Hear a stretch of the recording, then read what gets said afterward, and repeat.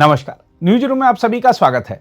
रक्षा मंत्री राजनाथ सिंह ने चीन के किंगदाओ में आयोजित शंघाई सहयोग संगठन यानी एससीओ के रक्षा मंत्रियों की बैठक में भारत की रणनीतिक स्वायत्तता और आतंकवाद के विरुद्ध अडिग रुख को दर्शाते हुए संयुक्त बयान पर हस्ताक्षर करने से इनकार कर दिया।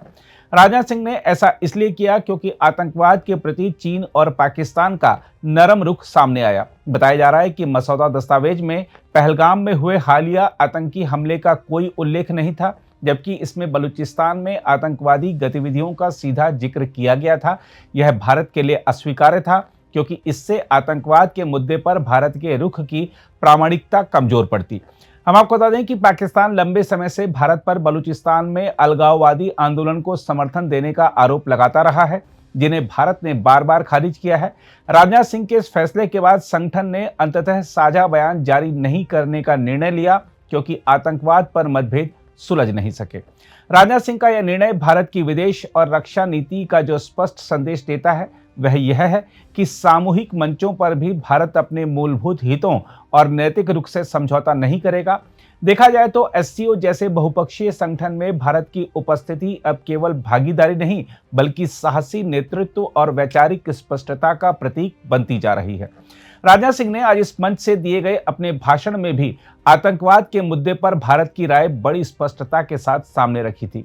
उन्होंने पाकिस्तान की मौजूदगी में ही उस पर निशाना साधते हुए कहा कि आतंकवाद के दोषियों, वित्त पोषकों व प्रायोजकों को जवाबदेह ठहराया जाना चाहिए और इससे निपटने में दोहरा मापदंड नहीं अपनाया जाना चाहिए।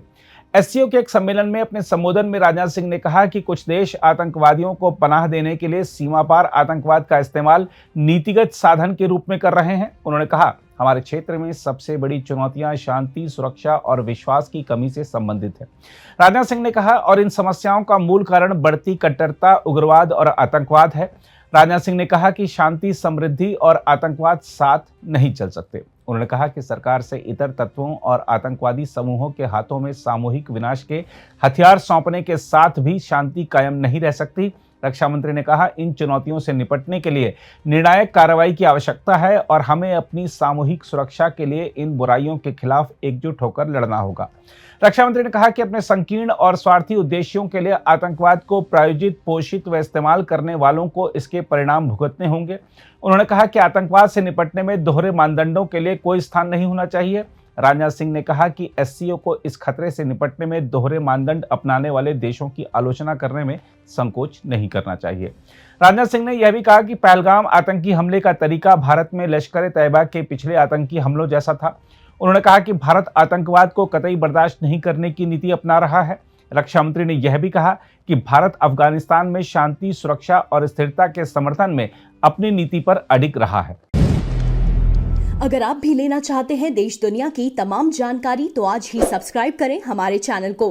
साथ ही नीचे दिए बेल आइकन को जरूर दबाएं ताकि हर अपडेट आप तक पहुंच सके।